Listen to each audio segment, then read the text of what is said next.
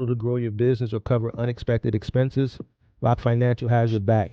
Whether you're looking for a flexible line of credit, a fast cash advance, or tailored working capital solutions, Rock Financial makes it simple to get funded, often in as little as 24 hours. No hidden fees, an easy application, and real support from people who know the business. Ready to take your hustle to the next level? Tap the link in the description to get started with Rock Financial today. Wish insurance was this easy? With LogRock, it's like magic. Real coverage appears when you need it. No tricks. Get covered now. Click the link in the description.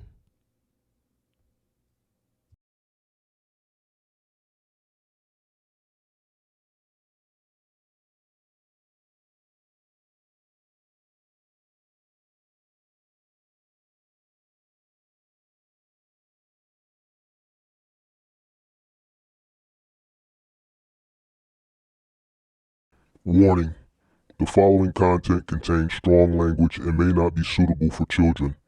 This content is primarily for adults as this is a trucking channel and truckers have filthy mouths. Please don't tweak if I say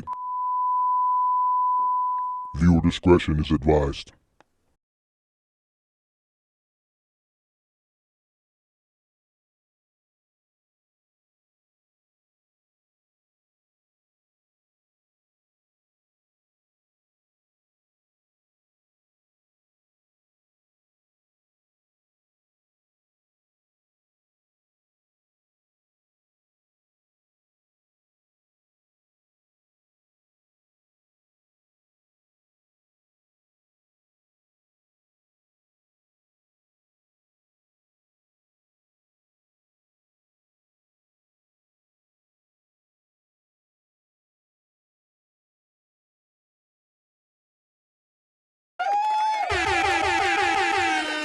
Sweet. What's going on? What's going on? How's everybody doing? Come on in, make sure you guys hit that like button, subscribe to the channel, turn on all post notifications, and for a good show tonight. Come on in, come on in, come on in, guys. If you are in need of commercial insurance for your semi truck, your box truck, your cargo van, your gig thing that you do, we can't call gig a business. You dig what I'm saying? But some giggers in some states, you may need commercial insurance. There's a link in the description below for LogRock. Make sure you click that link in the description below. If you're up for renewal and you want to shop around, also click that link in the description for LogRock. For better insurance rates, LogRock is the sponsor of this channel. Come on in, guys. Hit that like button. Subscribe to the channel. Turn on post notifications. Shout out to Tom Venable. Shout out to iVerify. What's going on? Shout out to Two Clips. Me and Two Clips had some a little exchange last night, but you know, it's all good. No harm, no foul. Shout out to Kelvin Birch, representing Henry Horner. What's going on? Shout out to David. What's up? What's up? Shout out to Ben Uzi.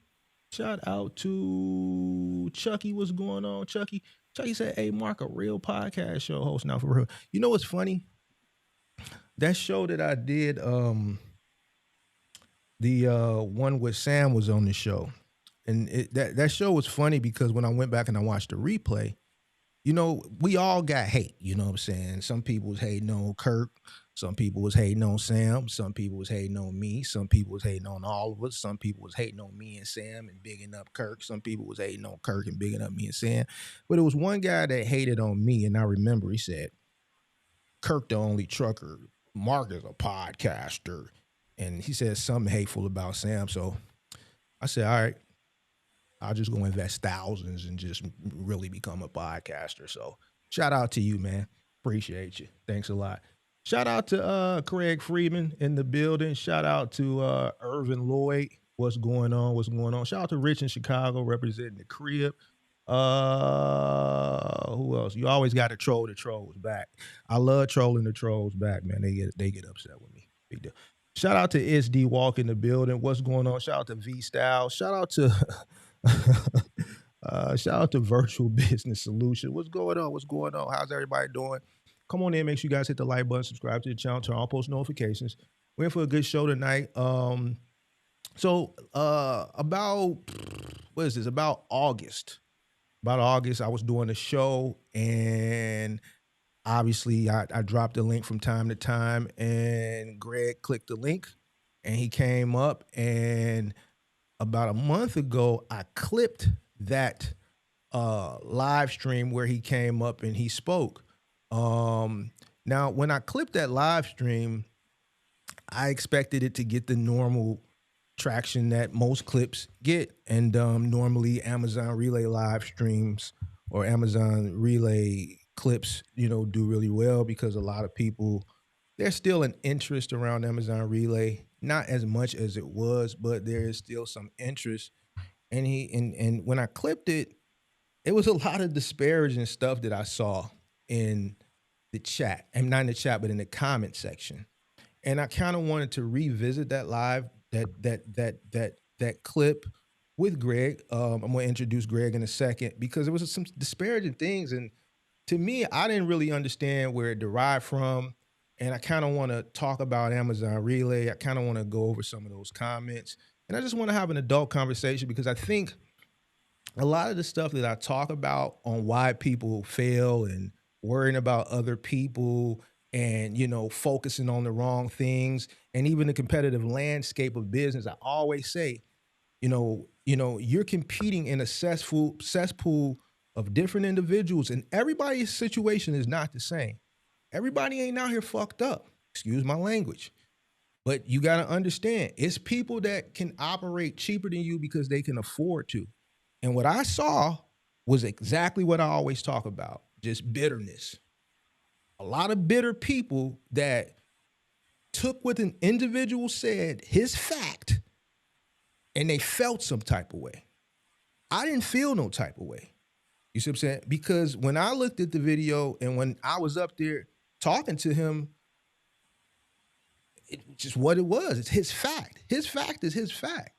All right, so we're gonna revisit that, and we're just gonna talk. We're gonna have a grown folks conversation tonight, and I hope you guys enjoy it. Without further ado, I got Greg in the building. How you doing, Greg? I'm doing great, Mark. What about yourself? Yes, sir, man. I'm doing well.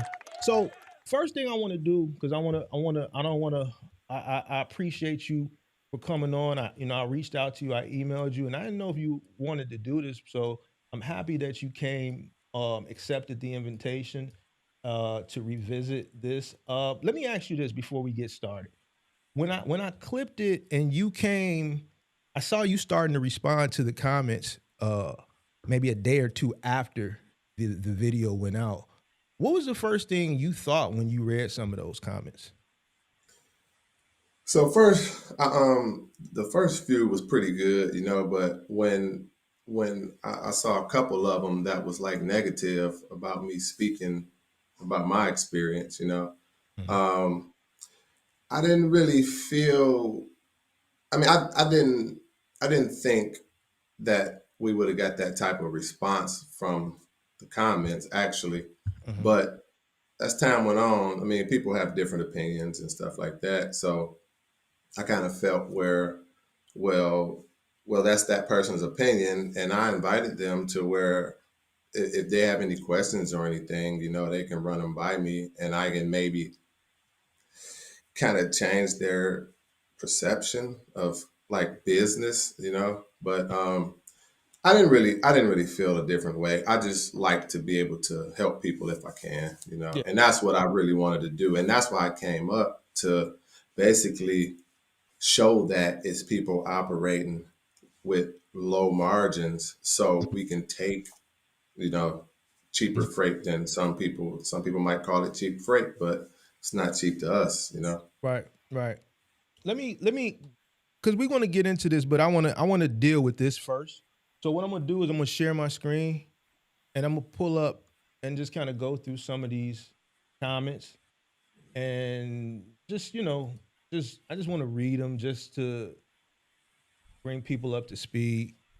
If they don't know, shout out to Chris P. He's a follower of the channel. Chris P said, "Buddy came on the platform to flex his wealth. Don't understand how someone can get into an industry and create a business just to say they don't need the money. Did get a couple of gems." Now, let me speak on that comment because there's a few more, but I'm not gonna cover all of them. When you first came up, I didn't hear you flexing wealth. I just heard you stating your fact. and I don't understand where I just don't I know I don't understand when you said you don't need the money. I understand that. Basically, what you're saying is you've generated enough streams of revenue, and this is not something that you need to cover your current cost of living. Am I right about that? Correct. And so I was able to put money back into the business and Okay. grow as fast as I did, Okay. Um, there's a few more, but I want to go to one in particular because I think it kind of it just kind of everything that I talk about as far as like competition is concerned. I mean, this is hold on, let me find it. Let's see. Yeah, 1 second. He probably deleted it. No, here it is. He said, "Yeah, but how the hell are you gonna help anybody bragging about how much money you got? That's one thing you don't supposed to talk about. Keep in mind, everybody." Here's the response. I think you responded. I don't see your response, but he responded to whatever you said. Keep in mind, everybody out here is struggling. That's listened to the Mentor channel. If we weren't struggling, we wouldn't be listening to you. Big ups to you for finding your way through this matrix, but it really don't help to tell us your house is paid for and how much money you got and all the successes. However, I'm not hating. I'm glad for you, but I don't see how that's helpful to anyone. Let me respond on that before. I think the part where you saying your house is paid for, it just further reiterates what I say when I tell people like there's no such thing as cheap freight, and what you may not be able to run for, somebody else may be. You may have to rob from the sustainability of your business, what we see so many people do to take care of their home bills. If an individual has multiple streams of revenue, he has a portfolio of properties, his home that he resides in is paid for, he can run cheaper because he can take less money out of the business, pump more money back into the business because he doesn't need to remove so much money from the business as another person may, that we see over and over and over again. A lot of people that run without knowing their operational costs and even still will still rob from the sustainability of the business. I've seen people come up here and say, man, we went through all their numbers. You've been watching the channel for a while. And then when I get down, man, Mark, where's the money at? Man, I had to send my baby mama. Man, I was yelling my baby mama. Man, Mark, I had to take care of home. This is what I got. When you talked about your house is paying for, to me, what came in my mind, if I was competing with you in Amazon, you would be fierce competition. What crossed your mind when you read that? Yeah, so when I read that, it was kind of jealousy that really crossed my mind. But I was just basically stating that to reiterate your point. Mm-hmm. When you operate in lean, you able to take cheap freight, what that people call it, but it's not that way. So I was basically stating my facts to let guys know it's people out here operating, because you said before, like, it's Mexicans coming over here don't need nothing. Ton of them living in a house. That's Yeah, competition as well. that's it. So I'm competition as well. Right. So basically, just trying to get people to understand, like, um, it's competitive out here. It's a lot of us out here. Mm-hmm. You can't just spend your money like that. You got to get them bills low and try to compete with us. Yeah. Okay. All right. Well, I just wanted to cover some. I didn't want to go through all of them because basically what you said, what you got, and I did have a back and forth with one of the guys in there, and I just told him like, you can keep talking. I said what I said, and I ain't finna go back and forth. But I pretty much I told that guy what you just said because that's what I perceived when people were doing it. I'm not the type of person to worry about if I'm listening to you and you're giving me gems about Amazon Relay, like everything else that doesn't coincide with the information, the value that I need so that I can better myself, I'm putting that to the side right now, and I'm focusing on the things that can help me currently, those gems. I just don't understand why so many people just worry about the wrong things. But all right, now that we got that out the way, I know I wasn't flexing. I know you were just stating your fact, and I know that you were just in so many words saying, "Look, we're all competing in the same competitive landscape, but we're not all the same, right? I'm out here, right, and that's what I'm." Right. So, but let's because I want to talk about this from the business perspective, but I also want to tackle it from the cultural perspective because I only see this, and I've been on this kick this week as far as accountability, as far as the culture is concerned. I don't know if you watched the live stream from Friday or when I was talking about, the fatigue, the black fatigue Oh and shit. yeah, yeah, yeah, Right. yeah. I did. So I only see this in our culture. I don't see this in anybody else's culture.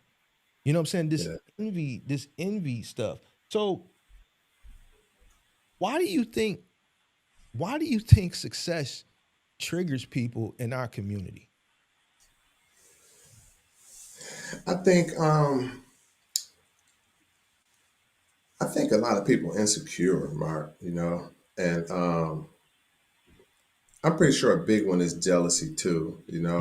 But I think the insecurity, or even might be bringing up their shortcomings. So since they're not into it, or they probably just like, man, you know what, man, forget this, and then just start by bad mouthing or just saying you flexing or talking bad, Mhm.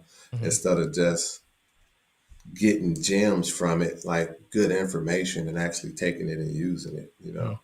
So I would have to say Mhm. it's, it's hard to say, but those three: insecurity, jealousy, and basically pulling out shortcomings of their own.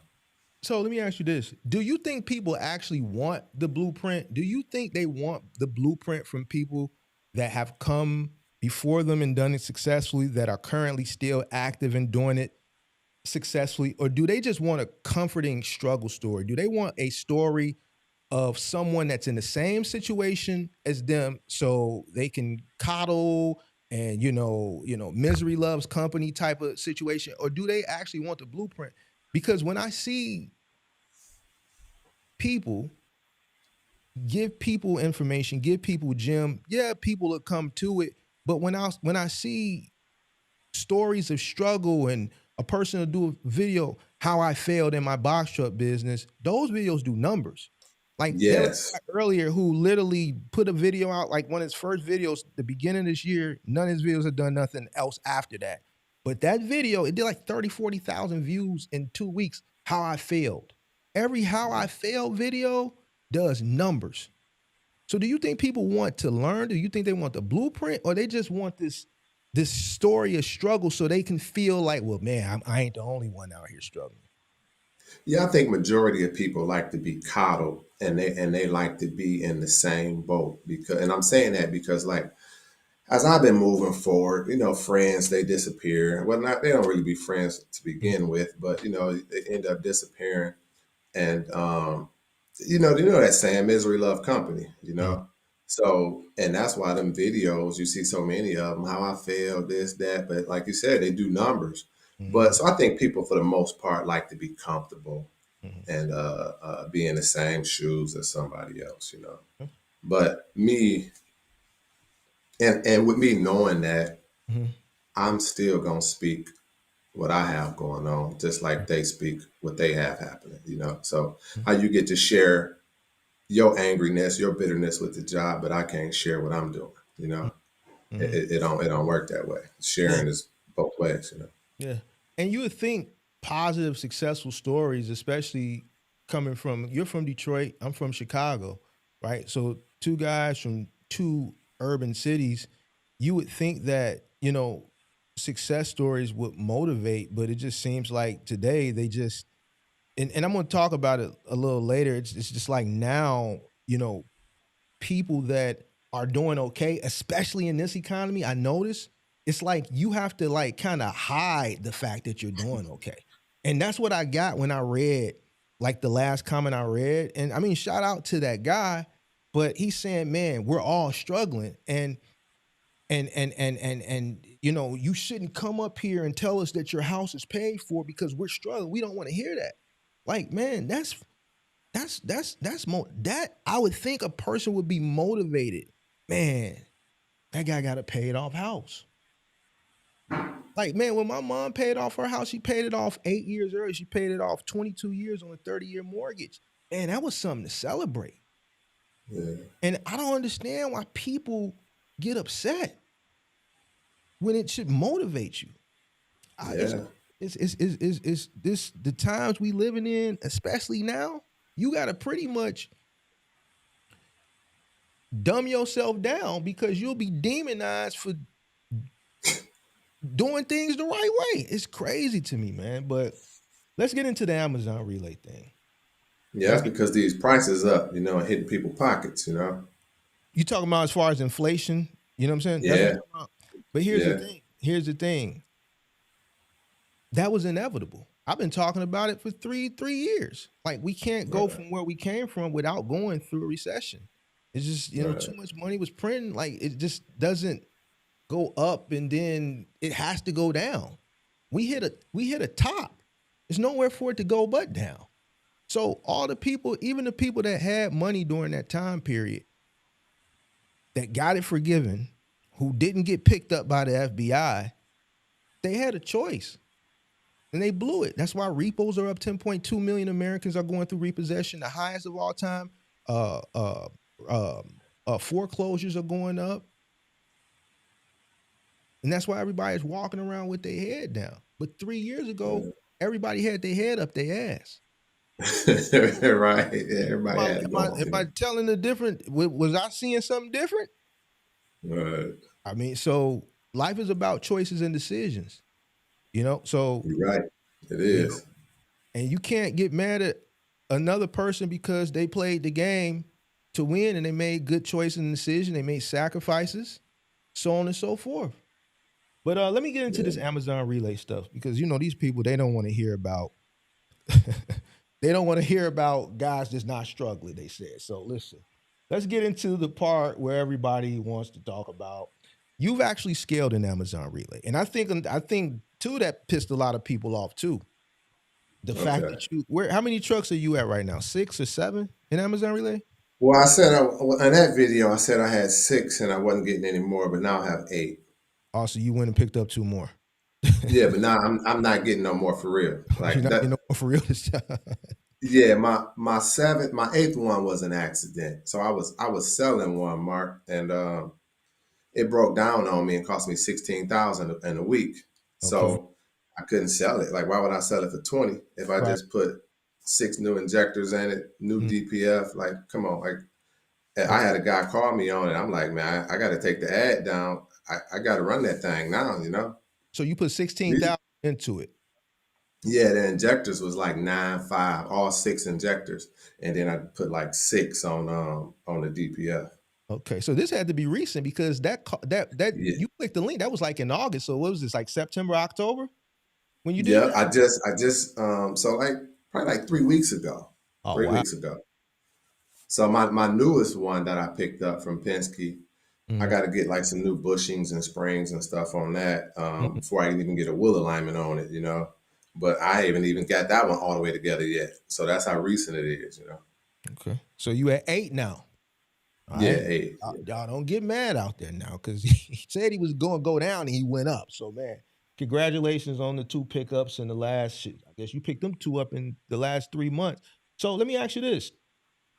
Since you scale, what does it really take to succeed on that platform? And I'm asking you post pandemic because an idiot could have succeeded in 2020, 21. So now that the market has normalized, we're in a sense of normalcy now. I've noticed that since the market has normalized, things have retraced, compliance has gotten tight. That's things that a true business person would have expected. And you've been able to scale in a period where a lot of people have declined in Amazon, and even with them tightening up compliance, what does it really take to succeed on that platform? So if we talking like strictly like dollars, I could say to succeed you must look at the load board like a lot, like almost constantly, just to get like a feel for it. And multiple boards though. So you want to be, if you in the area where you might doing regional, so you want to jump off. Like I'm in Michigan, so I'm Mhm. looking in Cleveland. I'm looking in Twinsburg. This is Ohio. I'm Mhm. looking in Indiana. I'm Mhm. looking in few other places in Michigan, Lansing, Mhm. uh, Grand Rapids, and stuff like that. So to really succeed, you would have to do that. And sometimes you might have to book a route coming back before you even get a route going over that way. You know Mhm. what I mean? Mhm. But just know if you don't find one going that way, you you just gonna be running that one route. And that happens sometimes. But to really, oh, and then you really must read the emails though, because Amazon send out a lot of notifications and emails. Mhm. So they got this thing called one piece scan flow, where they want you to scan one pallet, put it on the truck, scan another pallet, put it on the truck. Just don't scan all the pallets Yeah. before you load. But it's so many guys that are hired from other Amazon companies, and they just go in and scan every pallet. And Mhm. I know about it. They email me immediately, like, Mhm. get this guy. So I let him know, like, you can't do that. Even though he was trained that way with me, I put my top guy to do the training. Mhm. And but yeah, so the email communications is huge too, because it's a lot of people that don't even read them. And then can you imagine a company telling you to one piece scan flow, and you keep scanning every pallet? They're just gonna kick you out. Like you ain't even paying attention. So why they don't read the emails? I don't think they are business people. Mm. They're like Uber drivers. Don't know how to run business. So they like, what I mean? Like some Uber drivers just talk your head off. You're like, man, just be quiet. But yeah, I don't think they know business. They get to taking their wives in there and their daughters and stuff like that. In So Amazon? now yeah, now they have it though. Now you got to have a permanent badge. They don't even give visitor badges anymore, probably Oh, because of that. wait. So people was showing up to Amazon with like their kids in the truck and like their wives and their family and stuff? Yeah, and they would take either or in the building with them. Wow. Like, yeah, that's what I said. Like, man, this like it's not professional at all. So I think that's a big part of it. You got to have some type of business acumen. You can't just jump in the truck and since Amazon allow you in the door to start running. So it's a lot. And just keep it a buck because this is what we do over here. We keep it a buck. Right. Do you think most of the people that do Amazon Relay look at it like a hustle? Not now. I think a lot of them been kicked out. Okay. Yeah, a lot of them been kicked out. So I think a majority of them now, because Amazon done got so serious, man. They done dropped the hammer down. They doing background checks and stuff now. They just rolled that out. I want to say about a month ago. They're Yeah. not doing it on CDL drivers though, because Mm, they already got right. a little check at the Right. They barrier to DMV. entry. Yeah, they barrier to entry is higher. And see, that's the thing. Yeah, There's not much barrier to entry with the box truck, and I think that's how yeah, a lot of Man and Foe and them and Pookie and Ray Ray was able to get yes. A through. lot But of them got kicked out. right, A lot. but no discredit to those individuals. Amazon purposely laxed their compliance because when their volume was going up, there's no Yeah, way they would have been able to get all that freight moved if they would have had strict compliance during those time periods. It's just what correct. right. Yeah, So they laxed it purposely. They used people, and then the moment their business hit its pinnacle, which it was going to hit, eventually that's when they started to tighten up on compliance. So yeah, okay, yeah, yeah, yeah. But I think that's what you need to do is study those boards, man. But and then that way you can maneuver a little better, get you a load going and coming. At least 2, 3 times a week. okay. Let me ask you this. Let's talk a little about systems, discipline, and structure as it pertains to Amazon, because I want people to be able to learn. A lot of people struggle with Amazon now. Um, what's your morning routine look like as a fleet owner that operates uh, uh, uh, primarily Amazon Relay? What is your morning? What does your day look like as a fleet owner? So typically, I get on my trips page and look at all the loads going for Mm-hmm. that day, Mm-hmm. and I see what because I put together 2, 3 loads sometimes, for the drivers. Mm-hmm. So I'll do that, and then I'll probably book me a few, probably by maybe like 6 p.m. You know, so the morning, I'm just basically looking, and then I'll contact the drivers if there was any lates or anything. Then I got to file some disputes for those. Um, then if it's an issue with the truck, like today, I had to take a truck down to the dealer. The SER light came on, and it derated the truck 25%. Mm-hmm. So I ran that down, Uber back to the yard. I checked the fluid on all the other trucks. It was a couple of them still out, though. I got one up in Pontiac because Mm-hmm. we had a Pontiac 3 times per day. Okay.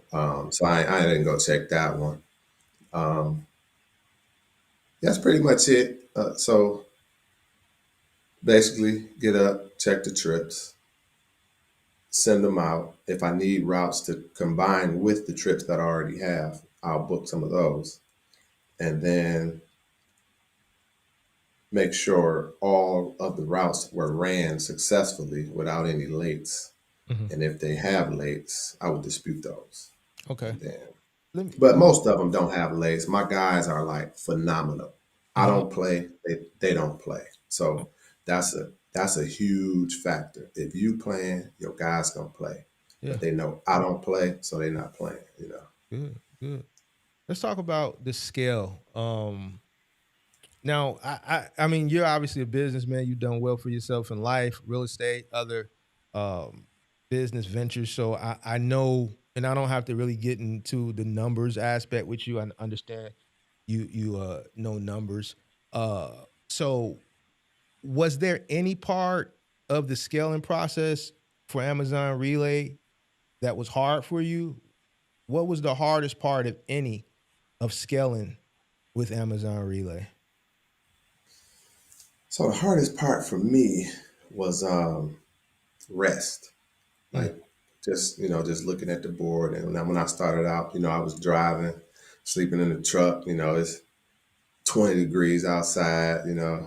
mhm, Wake up, windows foggy. So the hardest part was basically mhm, learning the system of mhm, Amazon.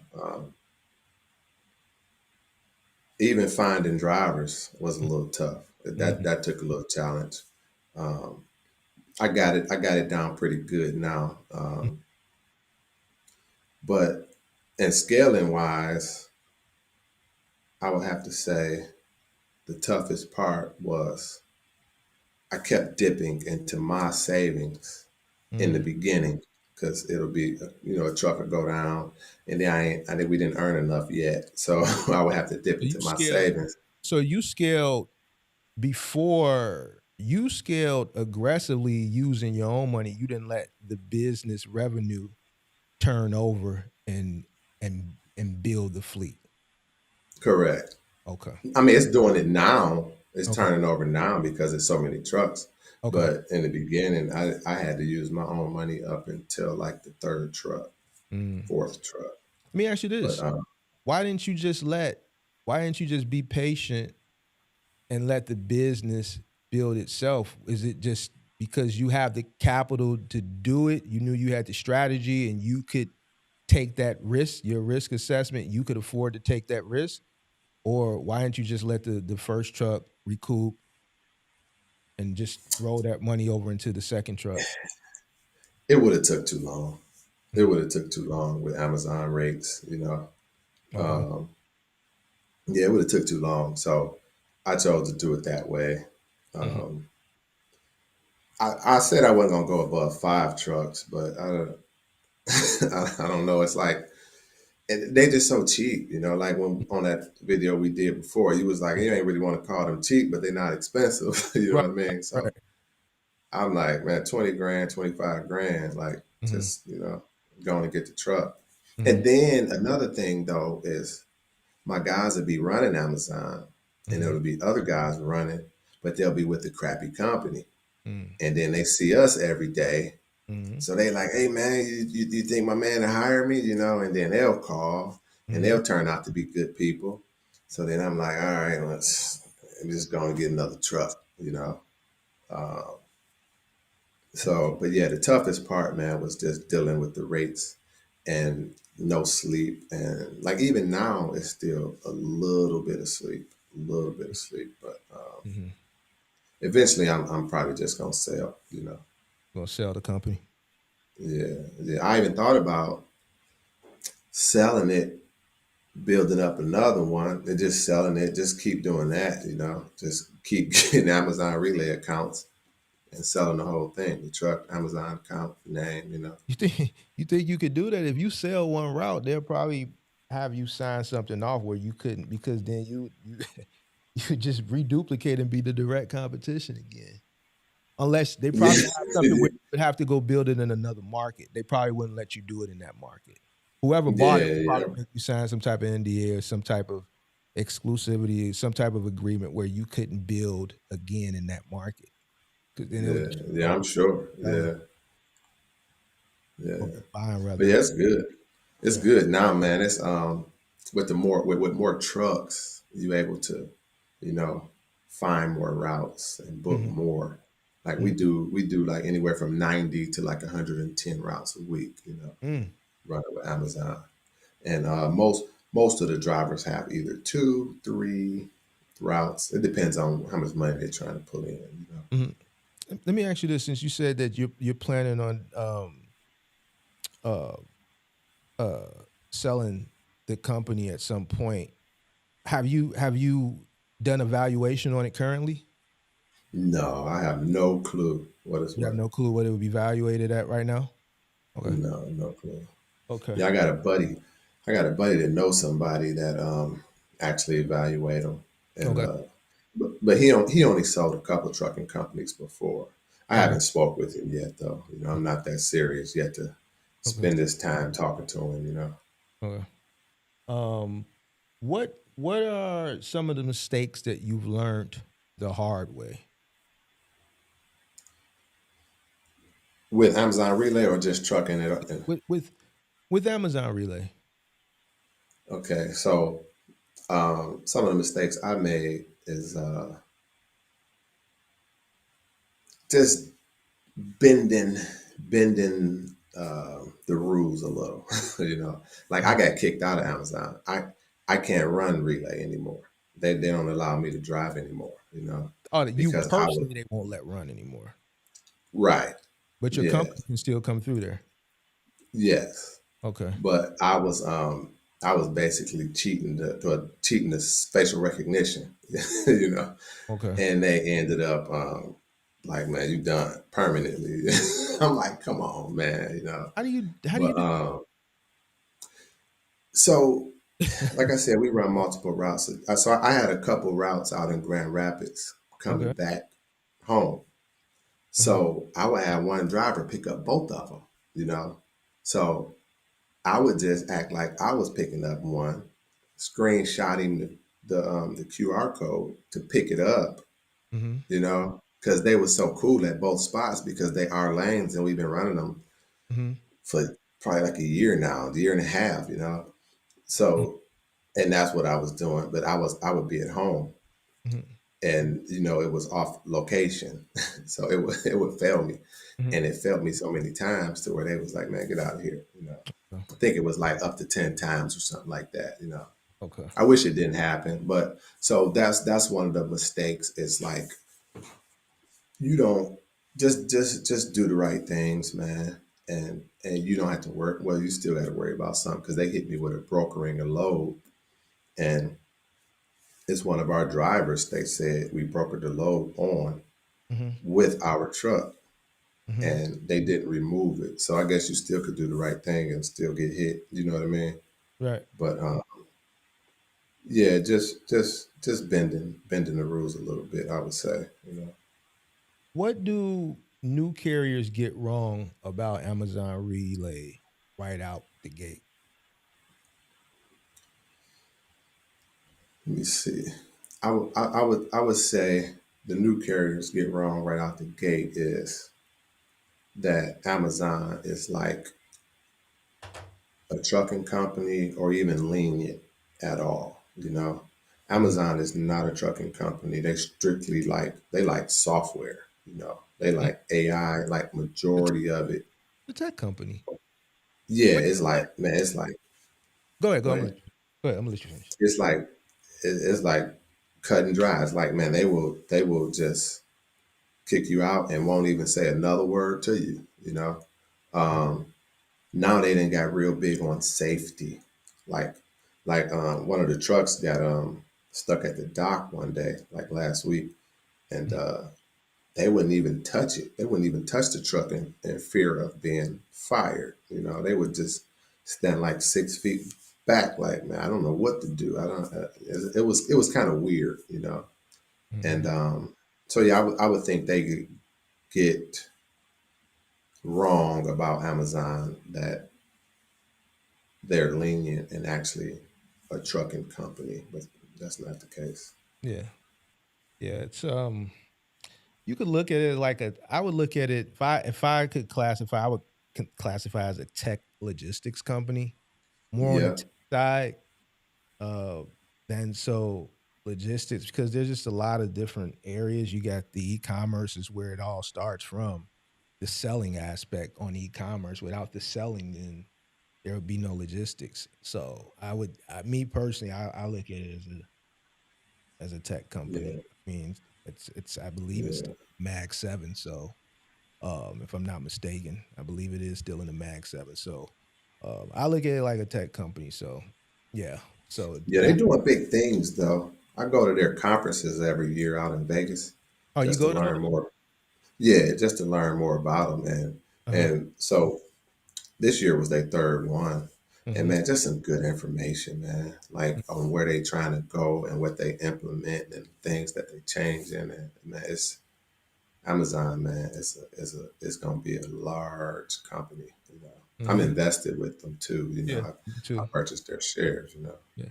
How often do you buy the shares? Do you like dollar cost average in monthly? No, I'll just like when I see a little dip or something, like maybe 5% or something, I'll Okay. probably throw some money in there or Okay. something like that. Yeah, Okay. but I don't do no dollar cost averaging. I just because I'm looking at most stocks. I got a whole list that I look at every day, but I look at the percentage part. Mhm. So when Okay. I see big drops, that's when I'm going to get in Okay. there. Okay. Let's talk about. I want to get into um because in the first time you called up, you mentioned your house. Kind of rubbed people the wrong way. Your financial position, you mentioned your assets, and like we started, some people took it as rubbing it in. So let me ask you, why was it important to mention your position when you mentioned that stuff? Why did you think that was important? Well, the main reason I think it was important is to show guys competition, Mm, like what you may be dealing with out here in your area or wherever.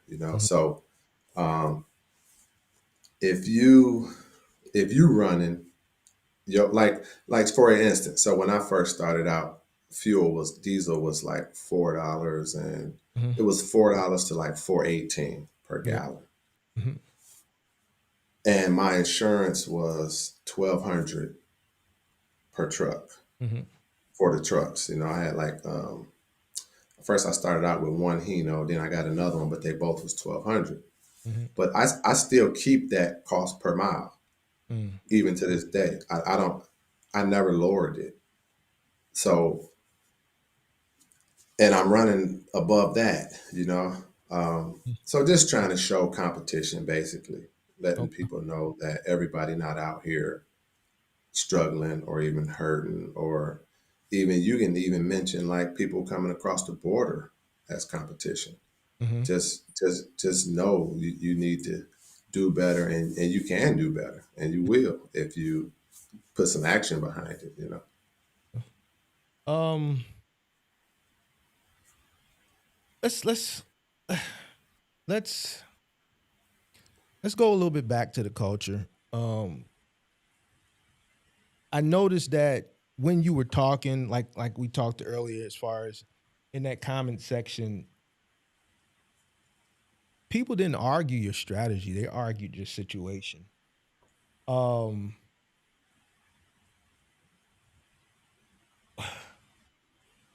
do you think in our culture, uh, because I hear it all the time, and I'm trying to be, since you're a guest up here, I'm going to speak freely, but I don't want to, I don't want to put you in an uncomfortable situation because I know you're starting to start your channel, and your channel may not be as unfiltered as mine, so I don't want to put you in a tough situation. I Um, got you. um, because I hear about generational wealth. I've seen a lot of people during the pandemic pretty much coerce people into ownership or business too prematurely. They told people be your own boss, don't do it. What you can do for somebody else, you can do for yourself, and that's bullshit. Not everybody cut out to be a business owner, because if everybody was cut out to be a business owner, then 90% of the people that start a business wouldn't fail. Correct. So it's not true, right? Why is it with us, black people,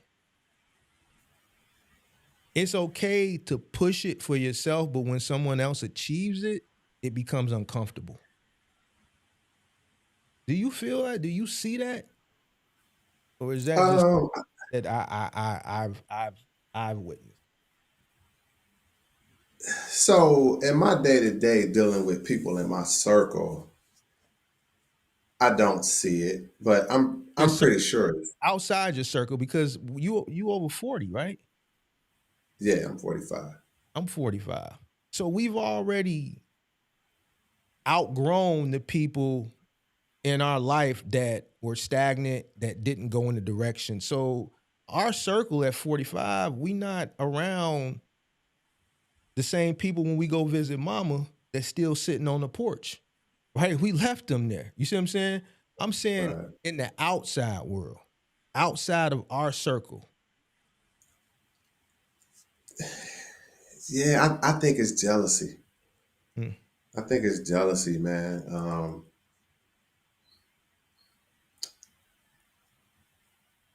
Insecurity as well, but I think for the most part it's jealousy. I think they basically want what we have, you know. But I don't necessarily think they want to put the work in, you know. So Um, and we kind of touched on it, not to cut you off, because this has really been something that I've been trying to, since I've been seeing it, I see it more now as the economy gets worse and worse and worse. You see it. I seen other content. I was watching Anton Daniels a week or two ago. He was talking about, the same thing. It's like, because people are in a situation, it's like the people that are doing okay, they're demonized.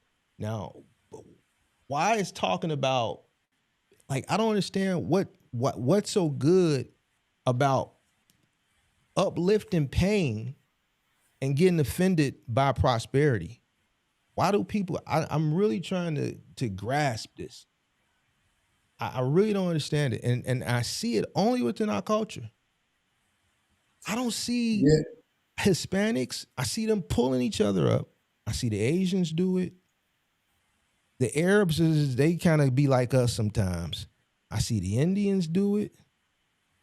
But we the only culture that, if someone is doing well, you'll demonize them, all while in the same breath of the next sentence you're aspiring to be where they are. But because they beat you there, because they're already there, and you're trying to figure out how to get there, you shit on that person and you try to pull them down to where you at, instead of looking at that person, trying to grasp on to whatever it is that they have that could benefit you, that value, you rather say disparaging things and just be angry. I don't understand it. I don't get it, man. Yeah, I think some people just be low, man. They be so low that they just like their mind is just it's just not right, you know? Like Do you think that's that's the only thing I can come up with it is like I was talking to my buddy's dad and I was talking to his dad about him, you know? yeah. And I was just basically saying like, man, he don't even really deal with me like that, you know? And Mm-hmm. his dad was like, man, look, I was a pimp. So, and when I was doing that, I didn't want to go around nobody that was doing nothing good. Mm-hmm. It was all negative I wanted, you know? Yeah. And he Yeah. was like, that's basically what my son is looking for, all negativity, because that's what Mm-hmm. he into, you know? Mm-hmm. Well, So, mm-hmm.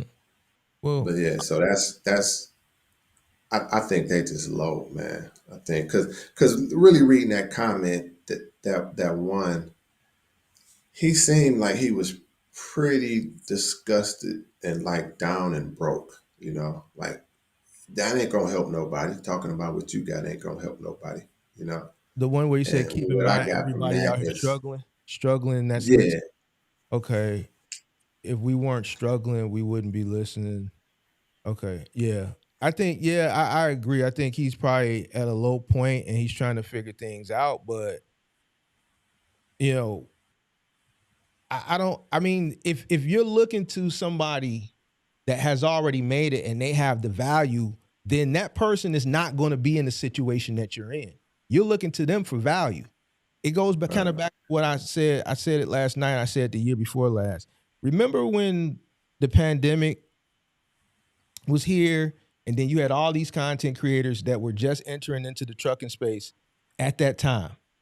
And yeah, simultaneously, while they were entering and in and still brand new, what did most of them do? They started to sell courses, they started to sell mentorships and shit like that. And you know what? People bought them. Now, to me, it didn't make sense why a person who's literally starting at the same time as you, who's selling a course, who's literally showing you on their channel, on their Instagram, just started my box truck business, just rented my truck, just picked up my truck from Ryder, just picked up my truck from Penske. Click the link in the description below. Let me show you how you can run up this bag. And people were buying it. And then as soon as they didn't get the value, like they were mad at these people, right? To yeah, me, I'm like, what value did you think you would get from a person that literally is telling you they just started a week, 2 months, 3 months before you, right? yeah, So when I read this comment from this guy, from how he perceives you, if a person is coming on the channel that has value, something for you to learn, he's not going to be equal to you. He's going to be better than you. So how can you get mad at a person who's here and you're trying to be here? This is why he has the value. I don't get it, bro. yeah, I don't understand this shit, bro. I yeah, don't get yeah. it, bro. It's just, and that's why I started a channel just to, because I helped a few people like in my inner circle out like greatly, you know, Mm-hmm. and I have a lot of knowledge, Mark, about just like business and just different things, whether it be like purchasing a car or like it's a lot, man. It's just a lot of different things to look at. Like how you just said, like why would you even buy a course from a person that just started? It's the Like you stupidest shit don't that I was seeing at like it was amazing me how people was doing. I'm like, these yeah, but dudes, it's like you don't have knowledge enough to not do that. You know, like and I wanna like come on, man. but Like that's common you have sense. to do better. But that's Yeah. I if you don't have enough knowledge to realize that y'all are similar, y'all are peers at the same time, they're learning just like you. You finna get burnt. So when they got burnt, then I watched a live stream where a guy clicked the link and wanted to damn near kill the dude he bought the shit from. Was telling him, nigga, you better not come to Atlanta. I'm gonna kill you. And I'm looking like, dude, the dude just started. What did you expect to get from him? So Yeah. I hear you, but then I mean, like, damn, where did common sense come in at, bro?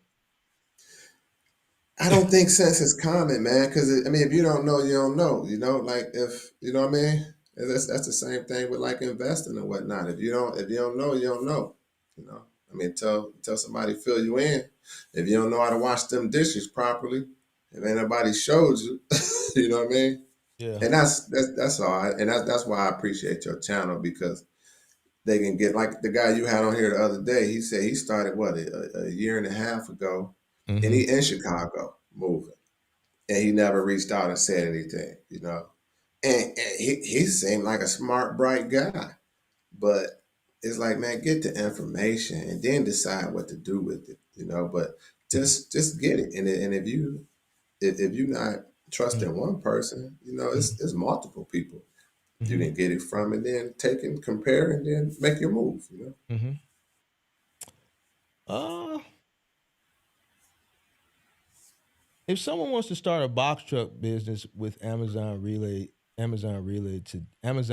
today, what are three things that you would recommend them do first? So three things I would recommend them do is, of course, I got to give more than three things. So of course it would be get your MC, DOT, and then you got your 6 months. Outside of the basic, just Amazon Relay related, is there maybe, you know, is there like a specific manager that position they might want to introduce themselves and get familiar with, you know, things like that. So stuff. No, so I would recommend you basically, if somebody is on YouTube or some other platform Mhm. running Amazon Relay, and you can actually see like the ins and outs. I would basically go on a few people's channel that run Amazon Relay, just to get the information on how to operate, even though you'll have it in your program policies and procedures Mhm. and emails that they send you. But if you don't want to read those, you can basically see people running firsthand. And I'll even go out to say, if you're in my area, I can put you with one of my guys, and they could possibly show you. My main guy is like phenomenal. He's been running Amazon now for like 4 years. Mhm. But yeah, I would basically look into actually how to run Amazon Relay, from the screen you pull up to and give out your license plate number, Mhm. to backing up, to going inside and stuff like that. What should they avoid? So with running Amazon Relay, I would avoid basically bending rules. Don't don't bend no rules. Mhm. Wear your safety vest. Um, one piece scan flow. Put in your notes. Put in your notes. So if you say like you're running late, or you run into an angry Amazon worker or something like that, you can put that in the notes of that route to cover yourself. So I would avoid not doing those things. You want to do those things and cover yourself. Okay. Um, I would also avoid not disputing. You want to dispute your lates, or Mhm. um, you can dispute trip pay if you feel the pay was wrong. I would do those as well. Okay. Let's talk about mindset a little bit. Um, Explain to me the type of mindset that a person should have going into Amazon Relay. This will be the last Amazon question, and then we'll get just more into just general trucking. So, from a mindset perspective, should it differentiate from just general freight, or is there a specific mindset that you think a person needs going into start Amazon Relay? No, it wouldn't differ from general freight. I mean, if you're a business person, you would just go in as a business person. Mhm. Just don't go in like yelling, or if your load not ready, or complaining, and, oh, I'm going over here because this ain't right. But it's still within your load time, because sometimes they give an hour or hour and a half to load you. Mhm. I mean, when you load yourself, some locations they load you. Mhm. But just go in as a business person, and behave professional. Um, Wear your safety vest on your back, not around your neck. Mhm. Just stuff like that. Don't be careful. around like the pallet jacks and the lift gates and dock doors, because they can write you up and then you'll get an email about it. Mhm. But yeah, that's pretty much it. I've heard some stories, man. I've heard a lot of stories over the years um, about Amazon Relay. Any is there any funny particular story that you've witnessed, maybe a fight or some ignorant stuff, something crazy, a crazy Amazon story that you witnessed before we move on?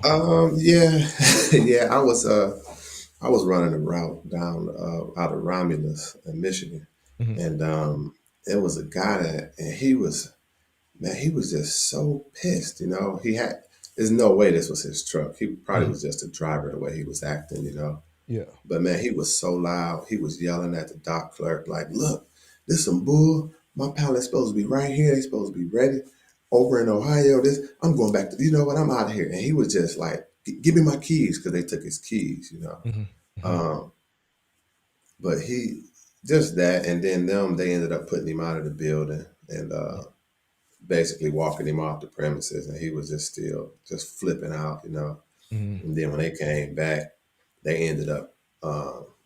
Writing my driver up as he was the guy, because they write up like on the dock door, Mhm. but this was the guy next to me, Mhm. not me. You Mhm. know, it's like, come on, man. But yeah, that was pretty wild. I never seen nobody behave like that. You know, Okay. but that's that example of unprofessionalism. You know, and just Mhm. Pookie getting in the truck thinking he can. You know, Okay. Now, yeah. currently, are all your trucks, all 8 trucks, running Amazon Relay, or do you got any trucks over the road right now? No, I never ran over the road. They all run Amazon Relay. Also, you've never just done, ever since your inception into the business, you've just been completely Amazon Relay? Yeah, completely Amazon Relay. And when Yeah. did you come in again? Uh, April 2023. Okay. But I didn't get into, so that's when I started the business. I didn't get into Amazon Relay until 6 months after that. So like Okay. I think my first route was in October of 23. Okay. All right. Well, Yeah. you've been 3 years, right? 8 trucks, 2 years. 23, you Yeah, said. So about two two and a half. years, 2 years. Okay. 8 trucks. Okay.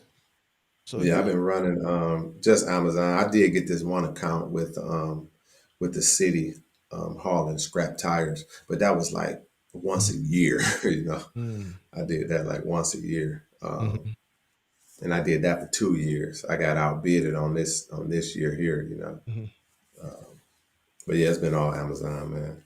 So, any plans to venture outside? Make sure you guys hit the like button too. I think this is a very good conversation. We had about 78 people in here. We only got 39 likes. If we get those likes up, really appreciate it. I think this is a really good conversation.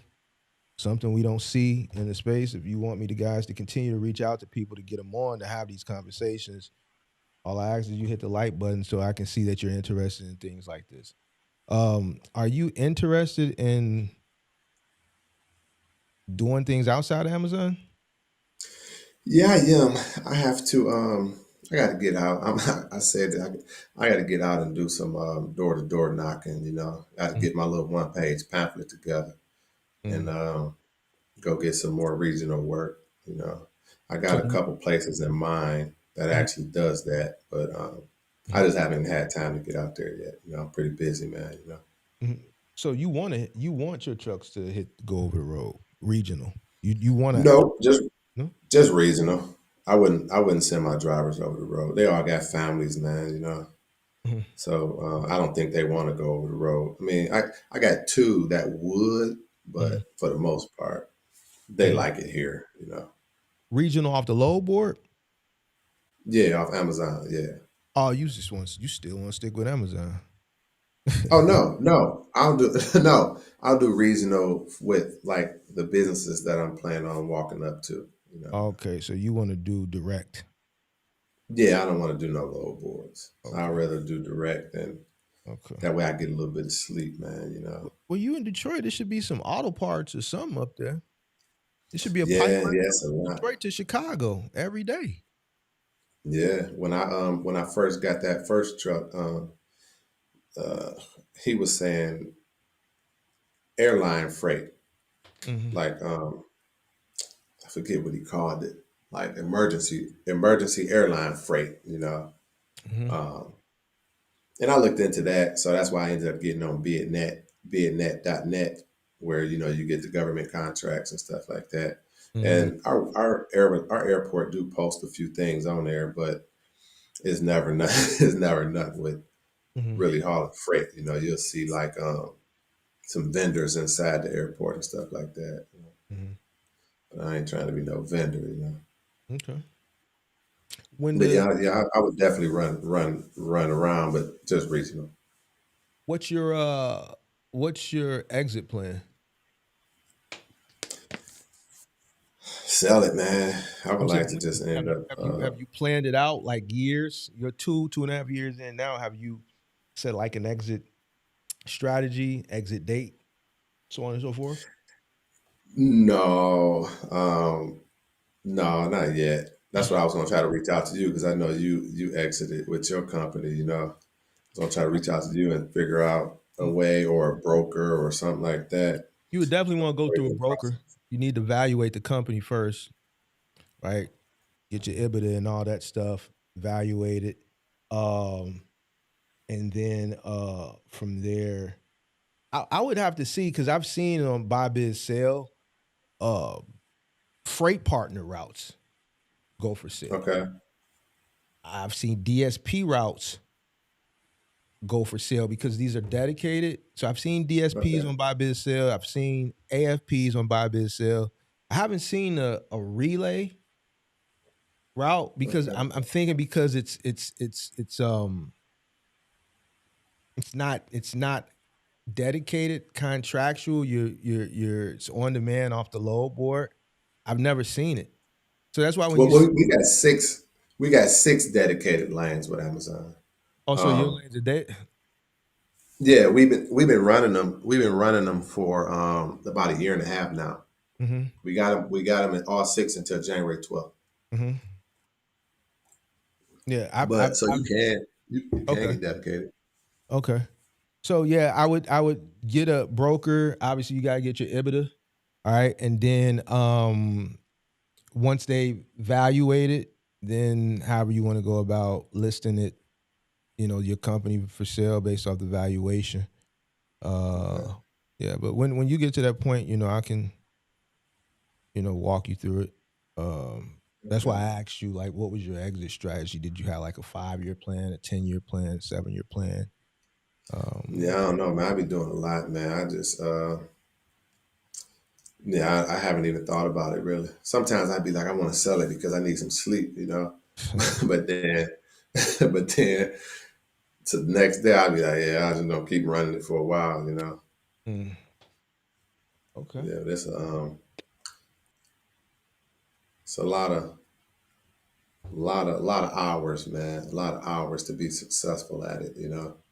Um, if you not putting them hours in, like Mhm, just like the other day. So I booked a route from Detroit to Salon, Ohio. mhm, So I assumed that route was gonna run to Salon, Ohio.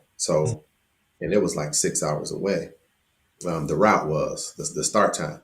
So mhm. I started looking in Twinsburg, which is where Salon, Ohio is, you know, for a return route. And I found one, Okay. which of course it was paying good because it was just gas coming back or whatever, you know. Mhm. Um, but they canceled the first route. Man, I was so glad I didn't book that return route because then we would have had to just drive to get the return route. You know what I mean? Yeah, but it's a lot of hours looking at that load board because the drivers they they need money, man. You know, and they want money, and I gotta feed them. You know? Keep them busy, man. Got to keep them busy. Yeah, Got to keep them busy if you want to keep them. yeah. Saying That's so. like sometimes if I don't have a route here, I'll have to just book a route where they drive up front and bring it back instead of you know what I mean instead of driving out and then driving back empty. Because like every night we might have one or two guys that do that, you know, Mhm. but all the other guys they'll have. another 2 or 3 routes to run. Mhm. Let me ask you Yeah, this. but yeah, you're right. You got to keep them busy. Let me ask you this. You don't got to answer if you don't want to, but I know this is a question that people probably want to know. You don't have to answer it. If you want to answer, you can answer it. Uh, this is just for inspiration. This is years almost over. Do you have a rough estimate, or you probably know because you know your numbers of what 8 trucks doing specifically? Well, you just added the last 2 trucks, right? Yeah, So up until you added the last 2 trucks about a month ago, what does 6 trucks generate for Amazon Relay on a 12-month cycle based on about $1 million. About $1 million? a million. Okay, Yeah, but that's like I said, it's doing work though. I figured, yeah. Yeah, it's doing work, and I can show you, um, so guys won't think I'm just talking. Hmm. But let me see here.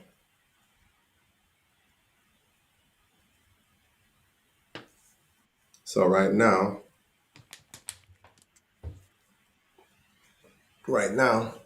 can you see that? Yeah, a little over $1 million. Yep, I see it. So so but I projected like 1.2 1.2. for this year. Okay. Um, Off the 6, so or yeah, and that's including adding the last 2 the past month. that's including the last two. But like I said, that one is actually sitting right now. They need the bushings and springs, Hmm. but it need a wheel alignment. It pulls real hard to the right, and I don't want to eat the tires up. You know what I mean? Hmm. So that one is basically sitting. And then I just took that other one to the shop with the SER. But yeah, I think you can pull it out, but it's gonna be a lot of work though. Okay. Your eyes. You're gonna need, so I got some of these right here, to protect my eyes from the blue Yeah. light. When you been, are you just scrolling on your phone, or you got like a laptop set up or like a desktop No, display? I just scroll on my phone. Every now and again I'll pull out my little tablet. Okay, so you just scrolling on your phone all day. Then Yeah. you might want But like I to. said, we got those 6 lanes though that we gotta be at every day, every single day. Okay. One of the 6 lanes though is two Hmm. times a day. So technically it's like 7 lanes. And that's why Hmm. I got a truck out of Pontiac Hmm. running down out of Pontiac. Hmm. All right. Yeah. But Well, yeah, it man. can be done, man. It's just tough work and it depends on your area too though. Yeah, I think I'm gonna be honest with you, man. Well, you said it, man. Just a lot of people just not cut out for it. A lot of Yeah. people not cut. The level of sacrifice that is required to do what a lot of people want to do when they come in to this, they don't want to do it. And then the first big component is something I always talk about, and it's something that you had, which is the working capital. Yeah. So, you know, I'm glad you came up because, and the reason why I wanted to talk to you, and I didn't want to do it on call and show, I wanted to dedicate a show specifically for somebody that has seen success within the last 3 years, proven success, to show people that the reason why the statistics are the way they are, as far as the failure rate being so high, the success rate being so low, this is why we can only get one person up that has come in over the course of the last few years that has seen success. It it 100% mirrors the statistic. Yeah. And here is that the one representation. So I wanted to bring somebody up to show them that there are people out here. It's a minimal amount, but it can be done with an extreme amount of sacrifice and following that blueprint and having money. You got to have the working capital. You didn't. The way I went about scaling was, allowing a business to build itself. That was a different time period. Now, you went it the different way. You had the working capital, right? And your risk assessment is higher than most people that are coming into the business because you have capital. So you were able to scale aggressively using capital that you've earned in other business ventures, probably primarily real estate. I would probably say, would I be right or Yeah. right? Yeah, So that's right. right. So and with that, you are a lot of these guys that are out here that we seen in that comment section that were highly upset, they're direct competition, which proves what I always say, that everybody's situation is not the same. And that's why I keep telling people, y'all got to stop worrying about what the other next person is doing, so on and so forth, and focus on yourself. At any point in your growth, as far as a businessman and just as a man, at any point, did you find yourself worrying about what other people and other men were doing? No, it's no time to, man. You Exactly. know, like it's Exactly. no time to Exactly. like like I'd Exactly. rather be resting, man. Like, and then what? It's not gonna do me no good, you know. Like, but really though, Mark, it's no time to, man. Like you got to get to work. You have to get to work, you know. You ain't gotta tell me, man. I just like And I don't know, man. I don't know, it man. can be done. No, I know. I mean, we both know. I mean, we're proof. But I just, I don't. It's like it falls on deaf ears. You now, by you coming up in that video, you got a dose of what I see often and I deal with. You see what I'm saying? Yeah, So a lot of the guys that's in this, they don't think it's possible. yeah, They don't think it's possible. And it's possible. It's just you gotta follow the blueprint. The sacrifice, the discipline. You gotta have wealth. I'm not wealth, but you have to have working capital, I should say, right? A yeah, big part of gaining that working capital is sacrifice and discipline. So yeah, I yeah, yeah. You have to, and then you able to weather problems and storms when they arise. You know, you don't have to like how should I put this? Um, you don't have to fold, basically. You don't have to just shut your doors or close your business down. mhm. Um, like I felt bad for some of them guys that was paying 80,000 for those trucks, 85. Like, man, that's Why you feel bad? insane, man. Why you feel bad for him? Cause it's like, dude, that's crazy. Like That's on them. that's crazy. That's on them. Like with 200,000 miles, like, dude, That's on them, that's man. just almost bad. It's like, why would you listen to this person that just started? That's on them. Like, I don't yeah, feel it is, but man, it's like, come on, man, that's pretty bad, you know. that is bad. I don't feel bad for him though, because that's a person who did no due diligence and they deserve everything they got. The thing Yeah, and I'm gonna be honest with you, without people that are like, we need people to do ignorant things like that. If everybody thought like you and had your mindset, I had my mindset, it would be harder to compete because we would be dealing with 100% like-minded individuals. yeah, It's better for guys like us that more people remain ignorant. We can give them the information. You came up there and gave people information. And the only thing that they got out of it was the fact that you said you have a paid off house and you have real yeah, estate property. And this is another stream of revenue. And you got 6 trucks and 8 trucks now, and they're upset because they're struggling with one. They got upset with all the shit that didn't matter. That shit should have inspired them to want to know how you attained and you amassed all this stuff. And what is the value of only specifically doing Amazon Relay? And how did you get to this point just specifically doing Amazon Relay? They took out yeah, all the stuff that should have, didn't even like really like, that's what they focused on. Instead of the value as it pertains to the information that they needed from Relay. yeah, So that's what I'm saying. People chase the wrong shit. They chased the shit that I see how people can get sold a dream because they run away from the value and they run to the trinkets. Yeah. And that's it. And then work, they just got to understand the work come with it. Like, we just didn't do this stuff overnight, you know? Well, they It call us took old heads. time. They say we old heads. Nah, man, not yet, man, you know? That's Not what yet. that's what I said. I had a guy come up on the call-in show last year. He looked 10 years older than me. He was 10 years younger than me. This guy Yeah. literally Oh, looked like dang. he was in his 50s. And he was 34. I was 44 at the time. He looked 10 years older than me. He's 10 Yeah, years younger. dang. You know what I'm saying? So, you know, Yeah.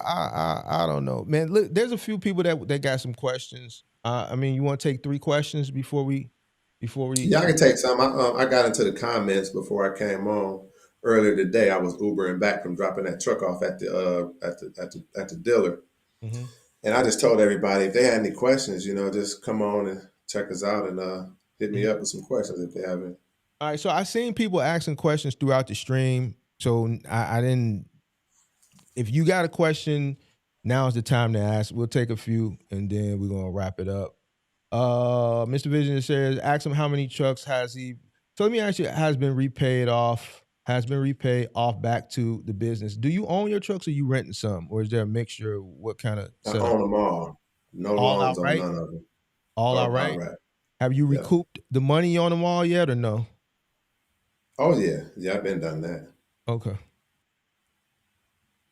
All right. Any questions? Now's the time. What's his channel? His channel is, I got it right here. It is the Franklin Blueprint on YouTube, spelled out in the correct way. The Franklin Blueprint. THEFRA. I'll just pull it up. I'll pull it up. Oh, you already got some videos up here.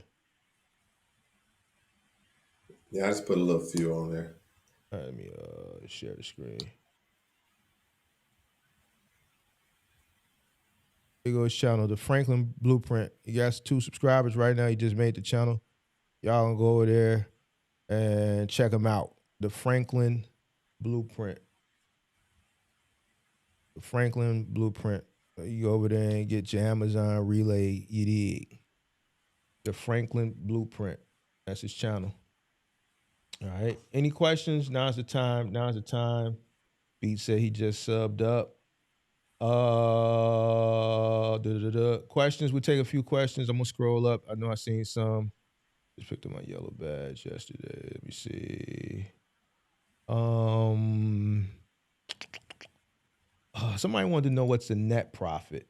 If you wanted to put that information out there, it's up to you.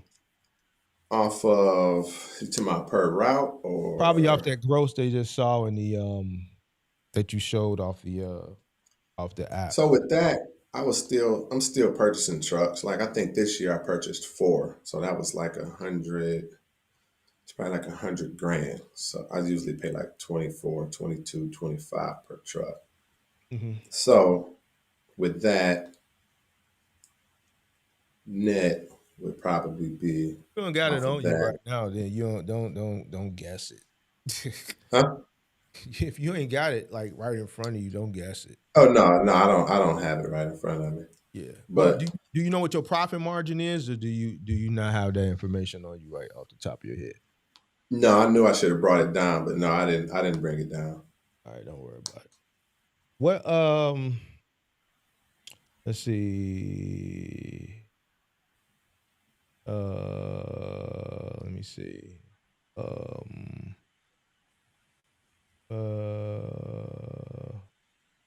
Do you use posted truck or contracts? I never used the contract, and Mhm. I definitely use posted truck.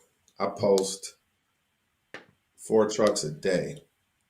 I do short routes Mhm. as well as this one return. No, not a return route. This one route that the drivers love going over to Ohio.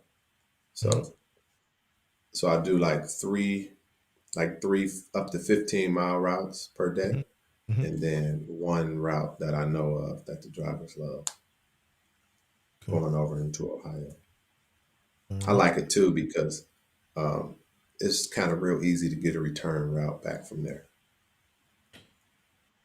Jamal Short wants to know how much working capital did he start off with? He missed that part of the show. So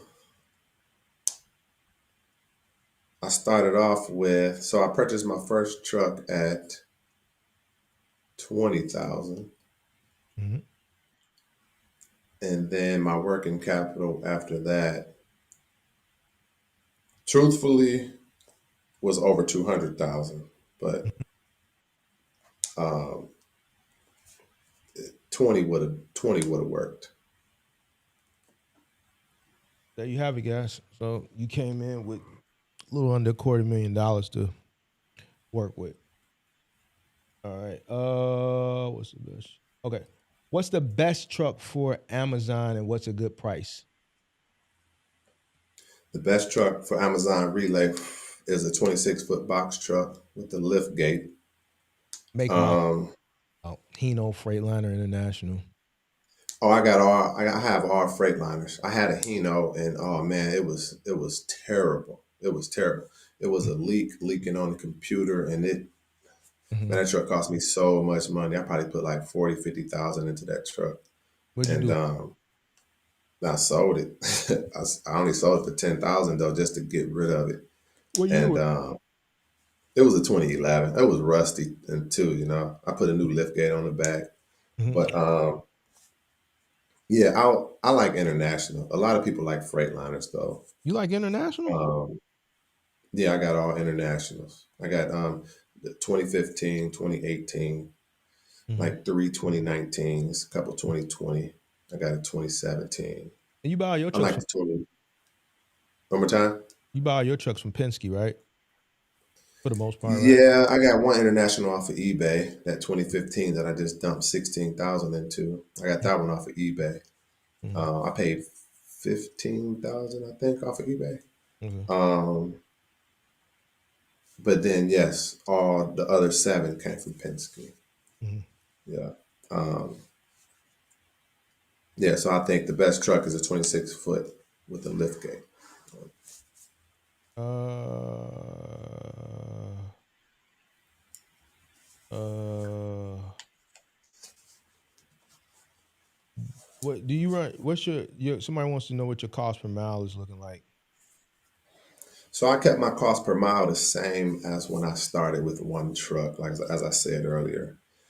And that cost per mile was like $2.02 per mile.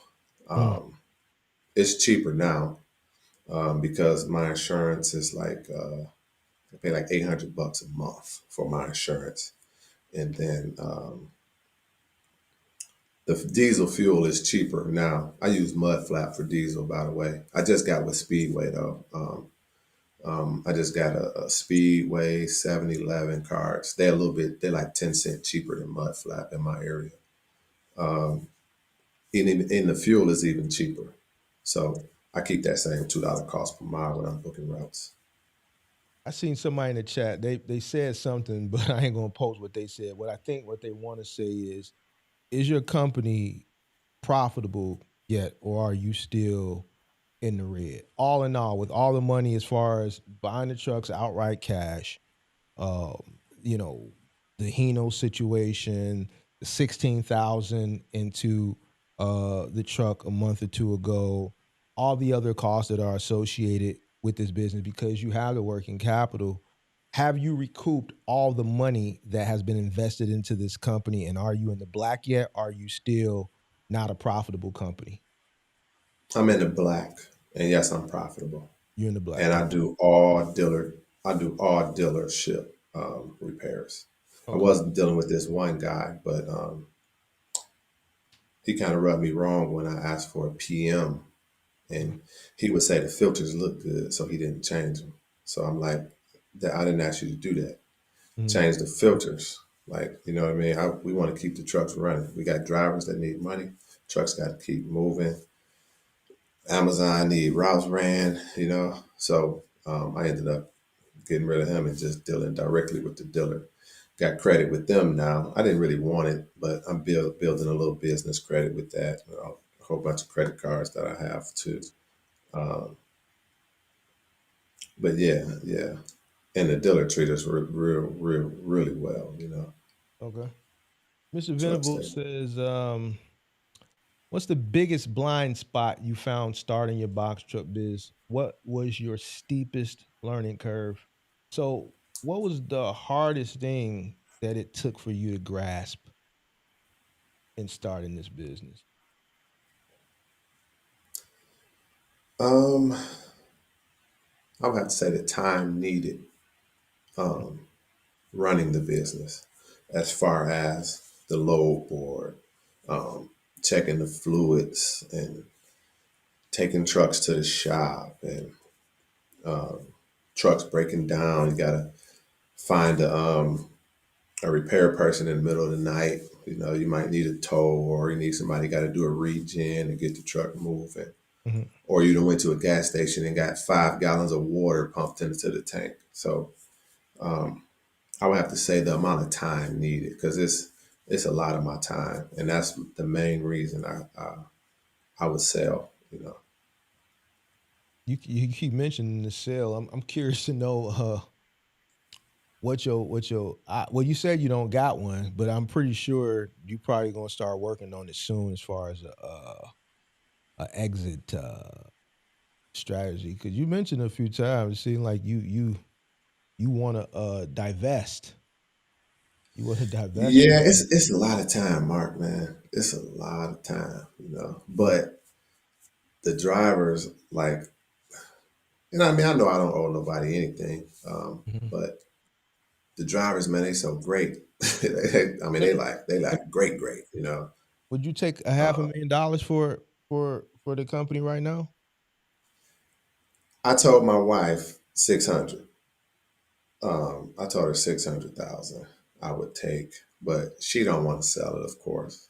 Um, well, not right now, but I maybe I would, maybe I would. You know, So half a million dollars cash right now on a cash deal on the table. You would think about it or you would take it. I would think about it. I would definitely think about it. I don't know if I would take it, but I would definitely think about it. But 600 was your number. Yeah. That was probably like 2 months ago. Mhm. Yeah, that was probably like two What? months ago. Why 600? I don't know. That's just what I saw and came up with at this time. I didn't do no numbers. I didn't put it in no platform or nothing like that. That was just a number. Mhm. Um, maybe I put all of the trucks value up. Just say I purchased them all at 25. That's 200 grand in trucks. Um, as far as the pallet jacks and stuff, that ain't really. I got phone mounts in all the trucks and all that stuff. So, yeah, basically just getting it all together. I just said probably 200 for the trucks and doubled it. I mean, tripled it. Yeah, because your assets that you got really the trucks. So when I came up with the evaluation, I just did a rough valuation just based off what you told me and just used the standard equation. So based off what you told me, I rounded it roughly, half, Yeah, but that's just based off what you told me. So I was curious to see what you was going to say. I just kind of threw it out there. So, but yeah, based off what you told me and based off what you said, the number you came with six. So I guess I'm pretty good because my number wasn't far off of what you yeah, already saying. I'm just going off based off what you told me. I haven't looked into your books or anything. So, yeah. yeah. Okay. Yeah, but yeah, I definitely will. Of course, eventually. Mm-hmm. Just got a lot of stuff I'm doing, and it's a lot of time. Mm-hmm. Yeah, I mean, building a business, trucking business requires a lot of time. It's not for the weak at heart. It requires a lot of time, especially what you're doing. You got contracts, but then you're chasing that on demand stuff every day. You posting Yeah, trucks, you're chasing that on demand stuff. off the load board, so it requires a lot of seek and go find type of work every day. And Yeah, it could be challenging to somebody, and it could be very repetitive and tedious to another person, and which would also ultimately lead to them maybe not putting in that effort. Man, people don't like doing things that are very tedious, and that's some tedious work that you got to do day in and day out. yeah, So, yeah. yeah. But I didn't got it. I got it down pretty good though. I can Mhm.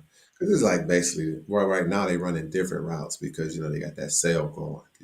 Mhm. So now I'm seeing like little small towns in Michigan that I haven't saw within the route, like Tecumseh, Michigan, or Marion, Michigan, and stuff like that. I haven't saw those, Mhm. but I can stick to like a few other ones that I know that get me out to the lanes that I got coming back here. Mhm.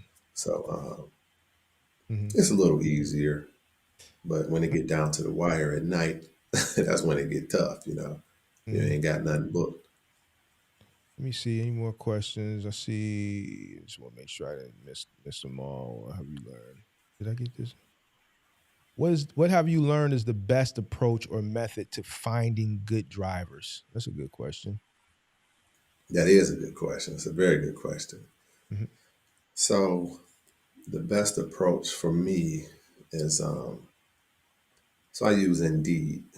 Um, I'll go on Indeed, but my best approach is basically when they show up, if they on time, Mhm. how they look and how they speak, even how they smell. You might get somebody smelling like liquor or Mhm. weed or something like that. Mhm.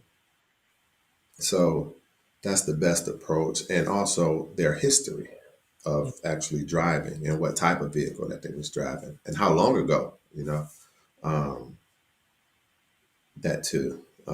And of course, you're going to run their DMV record and Mhm. see. Um, Do you just let the insurance run it? Because I used to do my own and then let the insurance. Some of the times I would just let the insurance do it, and sometimes I would do it on my own while the insurance would do it. no, no, I do it on my own, so I don't know if I'm wasting my time or not. Yeah, and it cost me 39. I think it's 39 bucks. I use Clear Checks, Okay. but Clear Check's been purchased now. I think it's called Background something. Mm. Um, but I haven't hired a driver in a few months because I hired a Mhm. couple that just came from our drivers doing relay, and they seeing them out there every day. Okay. Um, yeah, Okay. Who do you use for your DOT compliance? I'm gonna take two more questions, guys. I'm gonna wrap it up as far as questions is concerned. So, next two questions after this Tom Venables question: who do you use for your DOT compliance? my wife is my DOT compliance. There you go. Uh, did you sell seed phrases and earn three? What is this? I think I don't know what that is. this is a bot. Seed phrases. That's crypto stuff. So let me block this. Okay. Let me block this person. Seed phrases is like your keys to your crypto. So, Yeah, yeah. That Ledger wallet. well, you know what? I don't know if this is a real person or is this a bot. It's probably a bot. Let me get him out of here. Second.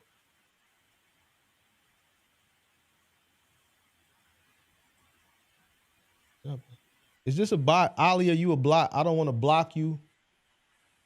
Um, because it may not be a bot. He may just be being funny. I don't want to block him. Ali, are you a bot or because if he a bot, he not gonna respond. Yeah. Let me see. For compliance, I think it's possible. Two more questions.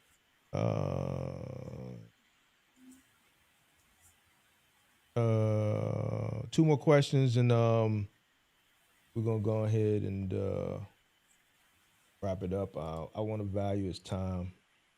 'Cause I know it's the nighttime, so I know you finna have to get busy in a second, right? This is when y'all the busiest, right? Relay. Yeah. Yes. I'm gonna value your time. Cause you know me, I burn a 4 hour, 4, 5, 6 hours. Once I get Right. I didn't spend Yeah, all it this be money gone. out trying to use all this shit. You dig what I'm saying? So I'll be on this boy till 1 a.m. You dig? So stand on peace and love. Two That's more how I use questions. the work. Huh? I said that's how I use the work. I use the work a job, and then I used to work on properties until like 1 in the morning, Mm, and then I did that for so many years, you know. okay. Here's a Amazon relay question. So we got two more. Well, all right, and then International Hustler will be the last one.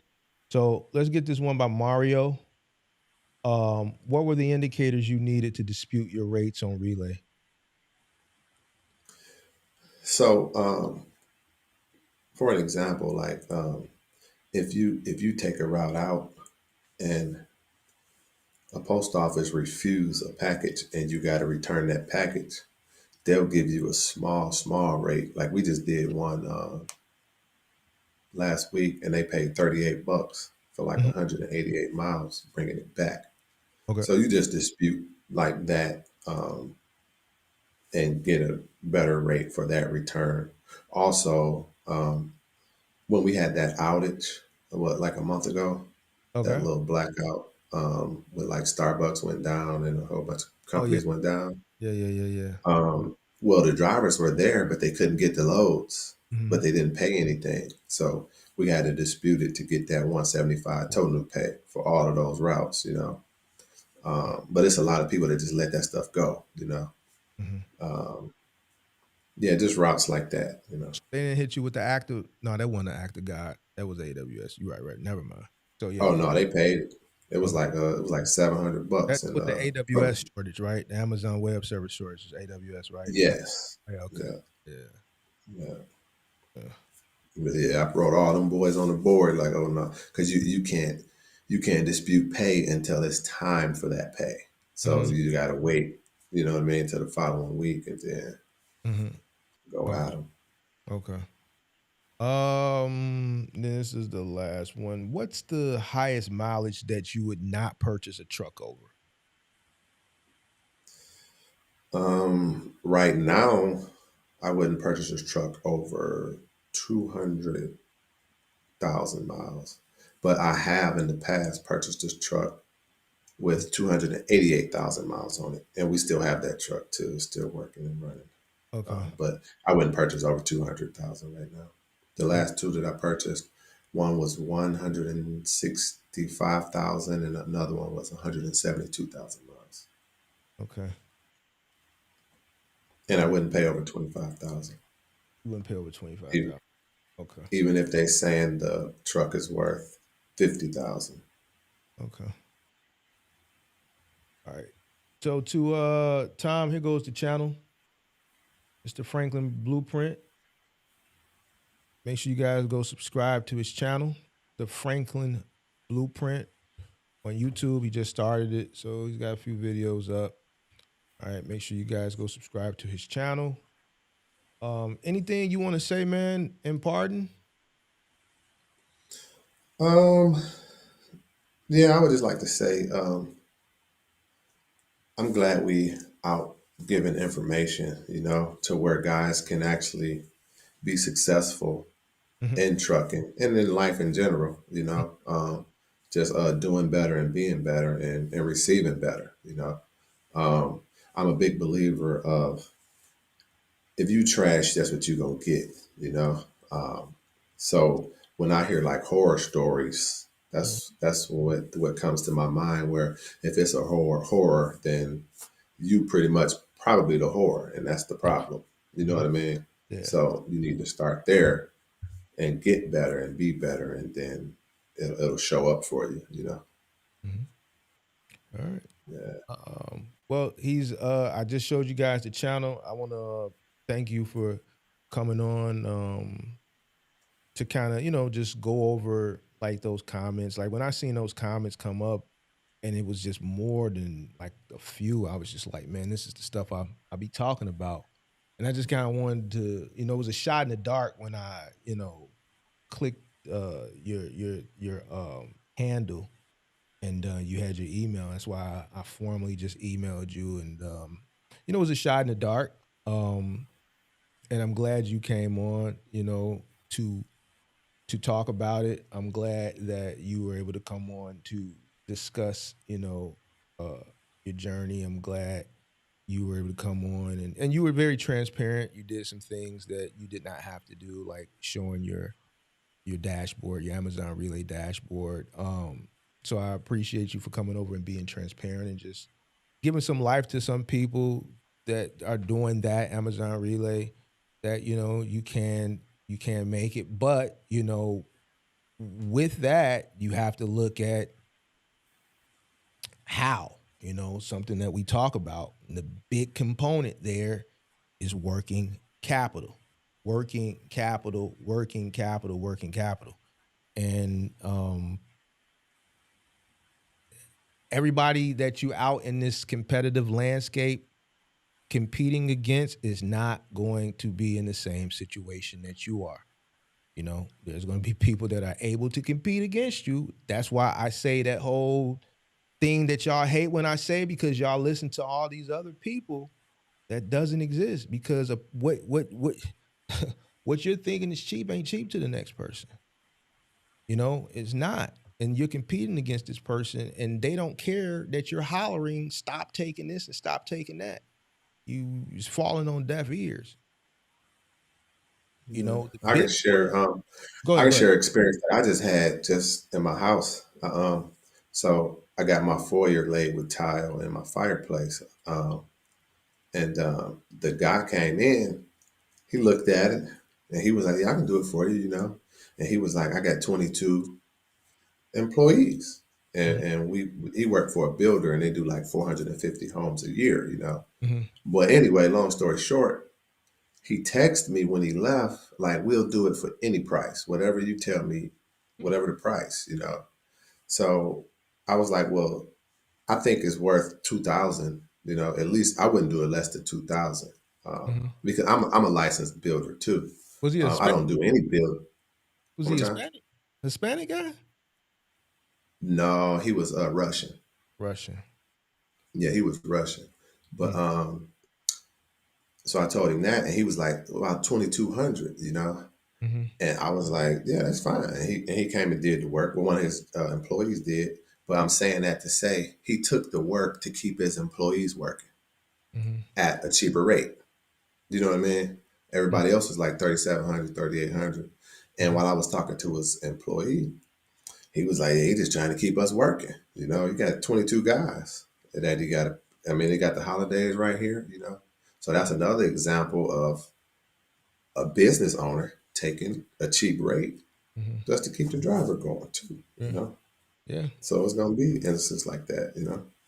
yeah, yeah. And hopefully these guys understand it. That's why I don't allow people, as far as my platform, every time they say it, I challenge them, because I think when you say that and you continue to say that and you let people put that in your head, it's a poor mindset and it's a losing formula when you get that in your head.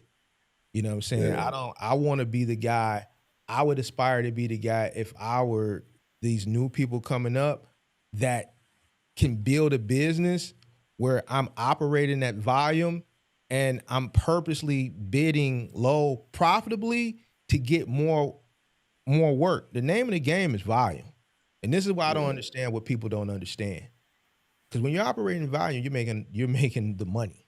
You're doing it in volume. And in order to get to that point, you have to compete. And a big part of competing is outbidding, right? yeah, And this is the big what the big boys do. You can't say you want generational wealth and all this stuff, and you're not trying to mirror your business similar to the big boys. By saying this, stop taking cheap freight, that's a poor person's mentality. You thinking like the single owner operator guy with one truck. That's what a single owner operator guy who wants to stay a single owner operator, who just want to continue to get by. That's a continue, I just want to get by mentality. yeah. And that's the wrong mentality to have, especially in It business, is. because a business person that's your peer is not going to have no sympathy for you.